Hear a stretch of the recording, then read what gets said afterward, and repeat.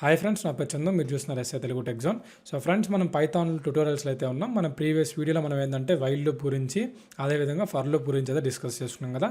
ఈరోజు మనం ఏంటంటే పైథాన్లో ఇంకొక 3 కీవర్డ్స్ గురించి మనం ఈరోజు నేర్చుకుందాం. అవే ఏంటంటే బ్రేక్, కంటిన్యూ, పాస్. సో ఈ 3 కీవర్డ్స్ గురించి మనం ఈరోజు పైథాన్లో అయితే నేర్చుకుందాం అనమాట. ఓకేనా. సో టాపిక్లోకి వెళ్ళే ముందు మీరు మన ఛానల్ కానీ ఫస్ట్ టైం కానీ విజిట్ చేసినట్లయితే కింద రెడ్ కలర్ సబ్స్క్రైబ్ బటన్ ఉంటుంది, దాన్ని క్లిక్ చేసి సబ్స్క్రైబ్ చేసుకోండి. అలాగే పక్కనున్న బెల్ ఐకాన్ క్లిక్ చేసి యాక్టివేట్ చేసుకోండి, ఎందుకంటే నేను ఏ వీడియో పెట్టినా మీకు నోటిఫికేషన్ అయితే వస్తుంది. ఓకేనా.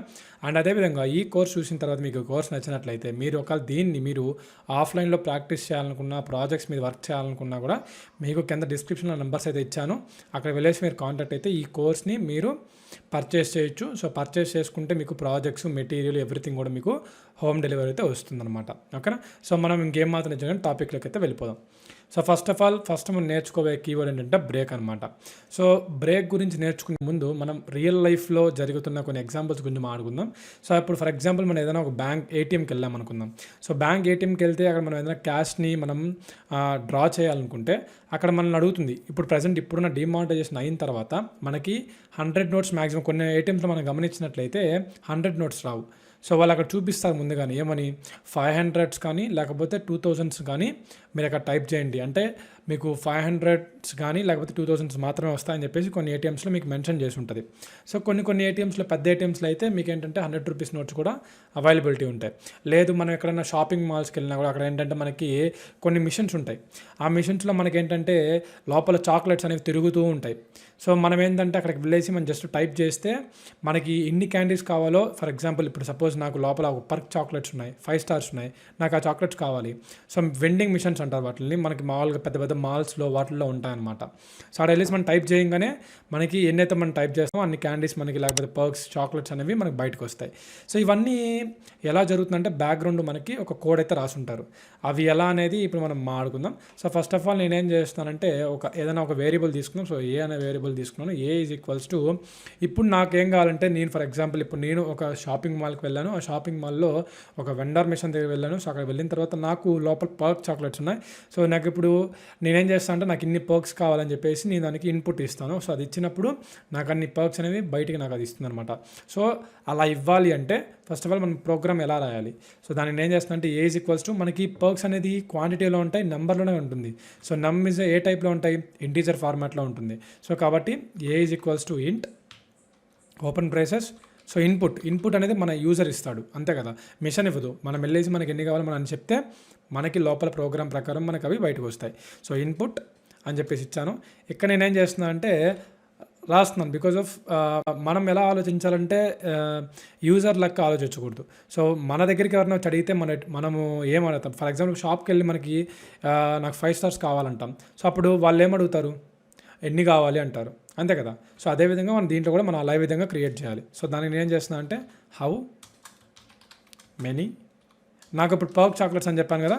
సో ఇప్పుడు నేను అదే రాస్తున్నాను ఇక్కడ, how many perks you want. So ఇప్పుడు నేనేం చేస్తున్నా అంటే మామూలుగా మనం ఇటరేషన్ అయితే తీసుకుందాం. సో దానికి నేనేం చేస్తాను అంటే మామూలుగా ఇన్పుట్ కమాండ్కి ఒకటి ఇవ్వాలి కాబట్టి, సో నేను ఐ ఈజ్ ఈక్వల్స్ టు 1 అని చెప్పేసి ఇస్తాను. బికాస్ ఆఫ్ క్వాంటిటీ 1తో స్టార్ట్ అవుతుంది కాబట్టి. ఓకేనా. సో ఇప్పుడు నేనేం చేస్తున్నా అంటే ఏదో ఒక లూప్ తీసుకుందాం.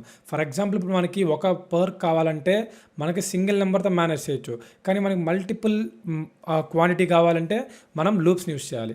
ఏదో మీకు ఫర్ లూప్ అయినా కావచ్చు, లేకపోతే వైల్ లూప్ అయినా కావచ్చు. మీరు రెండిట్లో ఇవి అర్థం కాకపోతే మీరు ప్రీవియస్ వీడియోస్ చూడండి, మీకు అర్థమవుతుంది. ఓకేనా. సో ఇప్పుడు ఐ ఈజ్ ఈక్వల్స్ టు 1 అని చెప్పేసి మెన్షన్ చేశాను. సో నేను వైల్ లూప్ అయితే తీసుకుంటాను. ఓకేనా. సో వైల్ లూప్ తీసుకున్నాను. ఇక్కడ నేను ఏమని మెన్షన్ చేస్తున్నా అంటే I is less than or equal to A అంటున్నాను.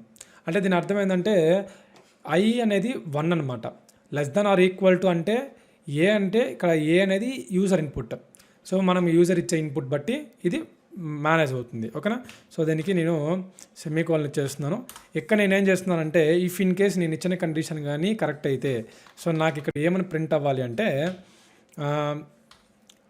కండిషన్లో ఇక్కడ నేను పర్క్ అని చెప్పేసి మెన్షన్ అవ్వాలి. ఓకేనా. సో దీనికి మనం ఏంటంటే కండిషన్ యూజ్ చేసాం కాబట్టి, సో ఇప్పుడు నేను ఇక్కడ ఏం చేస్తున్నా అంటే I is equal to i+1 మనం ఇది కూడా ఇస్తున్నాం. ఓకేనా. సో ఇక్కడ నేనేం చేస్తున్నా అంటే నెక్స్ట్ కింద ఏం చేస్తున్నా అంటే ఒక ఇటరేషన్ అనేది ఇచ్చేద్దాం. సో ఇక్కడ I is equals to i+1 అని చెప్పేసి ఇక్కడ నేను మెన్షన్ చేస్తున్నాను. ఇక్కడ మీరు i = i+1 అనే రాయొచ్చు, లేకపోతే మీకు ఇంకా షార్ట్ కట్ ఫామ్లో చెప్పాలంటే i+or=1 అని చెప్పేసి అయినా మీరు రాయొచ్చు అనమాట. ఓకేనా. సో ఇలా రాసుకున్న తర్వాత మీరేంటంటే ఒకసారి కోడ్ని రన్ చేద్దాం. ఓకేనా. సో కోడ్ని రన్ చేస్తే ఇక్కడ చూడండి how many perks you want అని చెప్పేసి ఇక్కడ అడుగుతుంది. ఓకేనా. ఫర్ ఎగ్జాంపుల్ ఇప్పుడు నేను ఇక్కడ 5 అని చెప్పేసి మెన్షన్ చేశాను, ఎంటర్ అన్నాను. ఇక్కడ చూడండి నాకు 5 పర్క్స్ అని చెప్పేసి ఇక్కడ రాసింది అనమాట. వచ్చింది అవుట్పుట్ కరెక్టేనా? లేదు. ఇప్పుడు నేనేం చేస్తాను అంటే ఇప్పుడు 10 అంటున్నాను. సో ఇక్కడ నేనేం చేస్తాను అంటే మళ్ళీ రన్ చేసి 10 అంటున్నాను. సో చూడండి 10 టైమ్స్ పర్క్స్ అని చెప్పేసి మనకి కింద అవుట్పుట్ అయితే వచ్చింది. సో మళ్ళీ రన్ చేస్తున్నాను. ఇక్కడ నేనేంటంటే 2 అని చెప్పేసి అంటున్నాను. సో చూడండి 2 సార్లు పర్క్ అయితే వచ్చింది. సో ఈ విధంగా సో మనకి కోడ్ అయితే వర్క్ చేసింది అనమాట. ఇప్పుడు నాకేంటంటే ఇప్పుడు నా దగ్గర నువ్వు ఎన్ని పర్క్స్ ఇప్పుడు సపోజ్ ఇక్కడ 100 టైప్ చేసినా 100 టైమ్స్ పర్క్ అని చెప్పేసి అక్కడ అవుట్పుట్ వస్తుంది. కానీ ఇప్పుడు నాకు కావాల్సింది ఏంటంటే ఇప్పుడు మనం కస్టమర్ మన షాప్కి వచ్చిన తర్వాత నా దగ్గర 5 స్టార్స్ అడిగినప్పుడు లేదా పర్క్స్ అడిగినప్పుడు నా దగ్గర ఏంటంటే నా షాప్లో కొంచెమే ఉంటుంది క్వాంటిటీ. ఫర్ ఎగ్జాంపుల్ నా దగ్గర 55 స్టార్సే ఉన్నాయనుకుందాం. అతను కస్టమర్ ఏమడుగుతాడంటే నాకు 100 5 స్టార్లు కావాలంటాడు. అప్పుడు మనం ఏం చేస్తాం, లేదయ్యా నా దగ్గర 55 స్టార్సే ఉన్నాయి, సో రిమైన్ అవి నాకు అవుట్ ఆఫ్ స్టాక్ అని చెప్పేసి చెప్తాం. అంతే కదా. ఇప్పుడు ఆన్లైన్లో అంతే. మనం ఏదైనా సేల్స్ వచ్చినప్పుడు మనకి ఏదైనా మొబైల్స్ అలాంటివి మనకి సేల్లో పెట్టినప్పుడు ఏంటంటే చాలా తక్కువ టైం ఉంటాయి. సో వాళ్ళు ఏంటంటే ఒక 1000 లేకపోతే ఒక 2000 10,000 మొబైల్స్ అనేవి సేల్లో పెడతారు ఆ టైంలో. అప్పుడు ఏమైనా ఫాస్ట్గా అయిపోతాయి. తర్వాత అయిపోయిన తర్వాత మనకి ఏమని పడుతుంది, అవుట్ ఆఫ్ స్టాక్ అని చెప్పేసి పడుతుంది. సో అదేవిధంగా ఇక్కడ కూడా నాకు అదేవిధంగా మెన్షన్ అవ్వాలి. సో అదేవిధంగా దానికి కూడా మనం కోడ్ రాయాలనుకుంటే ఇక్కడ నేనేం చేస్తున్నానంటే అవైలబుల్ అని చెప్పేసి ఇక్కడ నేను మెన్షన్ చేస్తున్నాను. సో దానికి ఇంతే కోడ్ ఉండాలనుకుంటే దాన్ని నేనేం చేస్తున్నాను అంటే ఇక్కడ పైన అవైలబుల్ అని చెప్పేసి నేను ఇక్కడ రాస్తున్నాను అనమాట. ఓకేనా. సో అవైలబుల్ = నా దగ్గర ఫర్ ఎగ్జాంపుల్ తక్కువ ఉంది అనుకున్నాం. సపోజ్ నేను 15 అనుకున్నాం. ఓకేనా. సో నా దగ్గర 15 ఉన్నాయని చెప్పేసి నేను మెన్షన్ చేశాను. ఓకేనా. సో ఇప్పుడు నేనేం చేస్తున్నా అంటే i సేమ్ ఇదే ఉంచేసేయండి. నెక్స్ట్ అదేవిధంగా ఇక్కడ మీరు చూసుకుంటే i=1 వైల్ దగ్గర కూడా సేమ్ అదే కండిషన్ ఉంచేసేయండి. ఇక్కడ నేనేం చేస్తానంటే వైల్కి కింద ఒక ఇఫ్ కండిషన్ అనేది యాడ్ చేస్తాను. ఓకేనా. సో వైల్ కింద ఒక ఇఫ్ కండిషన్ అనేది యాడ్ చేస్తాను. ఇఫ్ ఏమనంటే ఇఫ్ కండిషన్ ఇచ్చి i is greater than available. ఓకేనా. అంటే మనము కండిషన్ ఇచ్చేటప్పుడు ఏంటంటే మనకి కస్టమర్ మనకి ఎన్ని చెప్తే మన దగ్గర ఉన్నవే ఇస్తాం, లేనివి ఇవ్వలేం కదా. So i is greater than available అని చెప్పేసి ఇక్కడ నేను మెన్షన్ చేశాను. ఓకేనా. సో ఇప్పుడు నేనేం చేస్తున్నాను అంటే ప్రింట్ పర్క్ నెక్స్ట్ i = i+1. నెక్స్ట్ అదేవిధంగా దీంతో పాటు నేను ఇక్కడ ఏం చేస్తానంటే ఓకే మీరు ప్రింట్ ఇక్కడ నేనేం చేస్తానంటే ఎండ్. సో ఎండ్ అని చెప్పేసి ఇక్కడ నేను మెన్షన్ చేశాను. ఓకేనా. లేదనుకుంటే మీరు ఎండ్ అనే చెప్పొచ్చు, లేకపోతే మీరు ఎగ్జిట్ అయినా మీరు ఎండ్ చేయొచ్చు. అంటే బికాస్ ఆఫ్ మీకు అర్థమవుతుంది వెనకాల మీకు బ్యాక్గ్రౌండ్ ఏం జరుగుతుంది అనేది. సో గాయస్ ఇప్పుడు చూడండి మనకి ఇవాళ ప్రింట్ పర్క్ అని చెప్పేసి రాశాను. సో కండిషన్ అంతా కరెక్ట్గానే ఉంది. ఇప్పుడు మనం బ్రేక్ ఎక్కడ యాడ్ చేస్తామంటే దీని కింద బ్రేక్ అనే కీవర్డ్ని యాడ్ చేసామంటే ఫర్ ఎగ్జాంపుల్ ఇక్కడ చూడండి బ్రేక్ అనే కీవర్డ్ని యాడ్ చేసామంటే ఇక్కడ బ్రేక్ అని చెప్పేసి యాడ్ చేసి ఇక్కడ నేను ప్రింట్ ఉంది కదా. సో దీన్ని నేనేం చేస్తున్నాను అంటే దీనికి ఇండెంటేషన్ ఈక్వల్గా తీసుకొస్తున్నాను. ఫర్ ఎగ్జాంపుల్ చూడండి దీన్ని అండ్ అదేవిధంగా దీన్ని. సో రెండు కూడా ఇండెంటేషన్ ఈక్వల్గా తీసుకొచ్చాను. మనకి బ్రేక్ అనేది ఎలా ఉపయోగపడుతుందంటే మనకి మొత్తం కండిషన్లోకి బయటకు రాకుండా కేవలం దేనికైతే ఇంటర్లింక్ అయి ఉంటుందో ఫర్ ఎగ్జాంపుల్ ఈ బ్రేక్ అనేది దీనికి ఇంటర్లింక్ అయింది, కేవలం ఈ కండిషన్కి మాత్రమే అవుట్ ఆఫ్ దట్ అంటే మనకి ఏంటంటే ఆ కండిషన్ నుంచే బయటకు వచ్చేస్తుంది. ఫర్ ఎగ్జాంపుల్ ఇప్పుడు ప్రింట్ చేసి చూద్దాం. చూడండి ప్రింట్ చేస్తున్నాను. ఇక్కడ నాకు how many perks you want అని చెప్పేసి అడుగుతుంది. సో నేను ఇక్కడ ఏం చేస్తాను అంటే 5 అని చెప్పేసి అడుగుతున్నాను. ఇక్కడ చూడండి 5 పర్క్స్ని ప్రింట్ చేసి ఇక్కడ ఎగ్జిట్ అంటుంది. అదేవిధంగా ఇప్పుడు నేను ఇక్కడ ఏం చేస్తున్నాను అంటే 20 పర్క్స్ని ప్రింట్ చేస్తున్నాను. ఓకేనా. ఇప్పుడు నా దగ్గర అవైలబిలిటీ 15 ఉన్నాయి, 20 ప్రింట్ చేశాను. ఇక్కడ ఏం చేస్తున్నాను చూడండి 1 2 3 4 5 ఇలా మనకి ఏంటంటే 15 పర్క్స్ని ప్రింట్ చేసి రిమైన్ ఎగ్జిట్ అని చెప్పేసి అంటుంది. నెక్స్ట్ అదేవిధంగా మీరు ఏంటంటే ఇక్కడ మీరు ఇది కూడా మెన్షన్ చేసుకోవచ్చు. ఏంటంటే ప్రింట్ అవుట్ ఆఫ్ స్టాక్ అని చెప్పేసి కూడా మీరు ఇక్కడ మెన్షన్ చేయొచ్చు. అంటే మనకి ప్రోగ్రాంలో రావాలి అంటే. ఓకేనా. సో అవుట్ ఆఫ్ స్టాక్ అని చెప్పేసి నేను మెన్షన్ చేస్తున్నాను. ఇప్పుడు ఒకసారి రన్ చేద్దాం. నేను ఇక్కడ చూడండి 20 అంటున్నాను. సో ఇక్కడ చూడండి 15 పర్క్స్ మాత్రమే ఇక్కడ మనకి మెన్షన్ అయి ఉంటాయి. నెక్స్ట్ రిమైనింగ్ 5 వచ్చేసి అవుట్ ఆఫ్ స్టాక్ పడిపోయింది, ఎగ్జిట్ అని వచ్చింది. అదే ఇఫ్ ఇన్ కేసు నాకు కావాల్సింది చూడండి ఇప్పుడు మళ్ళీ రన్ చేస్తున్నాను. నేను 10 అంటున్నాను ఈసారి. ఇప్పుడు చూడండి నాకు అవుట్ ఆఫ్ స్టాక్ అనేది రాలేదు ఇక్కడ, ఎందుకంటే నా దగ్గర 15 ఉన్నాయి, నేను 10 ఇచ్చేసాను, ఇంకా నా దగ్గర 5 ఉన్నాయి కదా, అందుకే ఎగ్జిట్ అని చెప్పేసి వచ్చింది అనమాట. సో ఈ విధంగా మనకి ఏంటంటే ఈ బ్రేక్ అనే ఈ యొక్క కీవర్డ్ అనేది మనకి యూజ్ అవుతుంది. ఓకేనా. సో ఇప్పుడు ఇది తీసేద్దాం. ఇప్పుడు నెక్స్ట్ మన కీవర్డ్ ఏంటంటే కంటిన్యూ. సో కంటిన్యూ అనే కీవర్డ్ని యూజ్ చేసే ముందు మనం ప్రీవియస్ వీడియోస్లో నేను చాలా దగ్గర చెప్పున్నాను రేంజ్ గురించి చెప్పాను. గుర్తుందో లేదో మీకు. మనకి ఫర్ ఎగ్జాంపుల్ నాకు 100 నుంచి లేక 200 నెంబర్స్ వరకు కావాలనుకుంటున్నాను. అప్పుడు మనం వాడేది ఏంది రేంజ్. సో అదేవిధంగా నేను ఇక్కడ కూడా మెన్షన్ చేస్తున్నాను అనమాట. ఏమనంటే నేను మీకు ఆల్రెడీ ప్రీవియస్ వీడియోస్లో చెప్పున్నాను, లూప్స్లో చెప్పున్నాను. ఫర్ ఐ ఓకేనా, నాకు ఈ నెంబర్స్ వరకు కావాలనుకున్నాను. బికాజ్ ఆఫ్ నాకు 1 నుంచి 100 వరకు అయితే నాకు నెంబర్స్ అనేవి ప్రింట్ అవుతాయి. సో ఇక్కడ మనకి చూసుకుంటే సెమీకోలన్ ఇచ్చాను, ఇక్కడ ప్రింట్ అయ్యాయి అనమాట. ఓకేనా. సో ఇప్పుడు మీ అందరికీ తెలుసు ఇక్కడ దీని అవుట్పుట్ ఏం వస్తుంది ఏందనేది మీ అందరికీ తెలుసు. ఇప్పుడు నేను రన్ చేశాను అనుకోండి, చూడండి నాకు నెంబర్స్ అనేవి ఆటోమేటిక్గా మనకి 1 నుంచి 100 వరకు నెంబర్స్ అయితే వచ్చాయి ఇక్కడ. ఓకేనా. అయితే ఇప్పుడు మనం ఏంటంటే ఫర్ ఇది రేంజ్ ఉంది కదా, ఇక్కడ నేను మీకు ఇంకోటి కూడా చెప్పున్నాను ప్రీవియస్ వీడియోస్లో. మనం వైల్ లూప్, ఫర్ లూప్ గురించి చెప్పుకున్నప్పుడు, లేకపోతే లాజికల్ అండ్ ఆర్ గురించి చెప్పుకున్నప్పుడు కొన్ని నెంబర్స్ అనేవి డివిజిబిలిటీ గురించి మనం మాట్లాడుతున్నాం. 3 నెంబర్తో డివిజిబుల్ అయ్యేవి నెంబర్స్ వరకు కావాలి, లేకపోతే 5 నెంబర్తో డివిజిబుల్ అయ్యే నెంబర్స్ వరకే కావాలి అని చెప్పేసి మనం ప్రీవియస్ వీడియో చెప్పుకున్నాం. సో ఇప్పుడు మనం ఒకసారి దాన్ని అప్లై చేద్దాం. ఓకేనా. సో దాన్ని నేను ఏం చేస్తున్నానంటే ఇక్కడ చూడండి, ఇక్కడ మీరు చూసుకుంటే first of all if condition use చేస్తున్నాను. సో ఇఫ్ ఐ అంటే దీని అర్థం ఏంటంటే నాకు 3తో డివిజిబుల్ అయిన నెంబర్స్ నాకు ప్రింట్ అవ్వకూడదు. ఓకేనా. సో 3తో డివిజిబుల్ అయిన నెంబర్స్ తప్పించి మిగిలిన నెంబర్స్ అన్నీ కూడా నాకు ప్రింట్ అవ్వాలి. ఓకేనా. 3తో డివిజిబుల్ అయిన నెంబర్స్ మాత్రం ప్రింట్ అవ్వకూడదు నాకు. ఓకేనా. సో ఇప్పుడు నేనేం చేస్తున్నా అంటే ఇది కొట్టాను చూడండి, సింటాక్స్ ఇన్వాలిడ్. సో మనం అక్కడ సెమీకోలన్ ఇద్దాం, ప్రింట్ చేద్దాం. ఇక చూడండి అయినా కూడా మనకి ఇండెంటేషన్ ఎర్రర్ అయితే వస్తుంది. సో ఇటువంటి ఇండెంటేషన్ ఎర్రర్స్ వచ్చినప్పుడు మనం ఏం చేయాలంటే కింద కంటిన్యూ అని చెప్పేసి ఒక కీవర్డ్ ఉంటుంది.